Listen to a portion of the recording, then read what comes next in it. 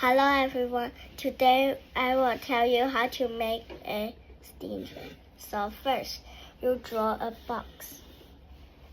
So now we are going to make the train. So first, you draw a rectangular circle. And then draw the body. Okay, and now I'm not good at bodies, so let me see. Okay.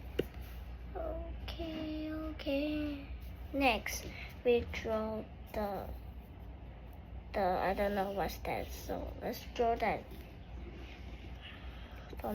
And now we gotta color the train. First color, you need red. And next color, we need to use yellow. Next color, we need to get black.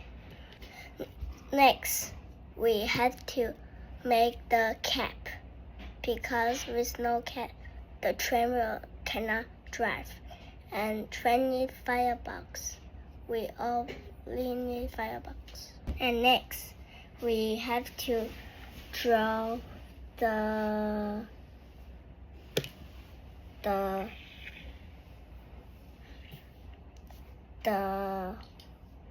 buckle of the train. And then next, we're going to draw the chimney and the light. So the train is done. Now I gotta show you what the train is like. So it is like this. So the train I made is like this. Like and subscribe to our video. Bye.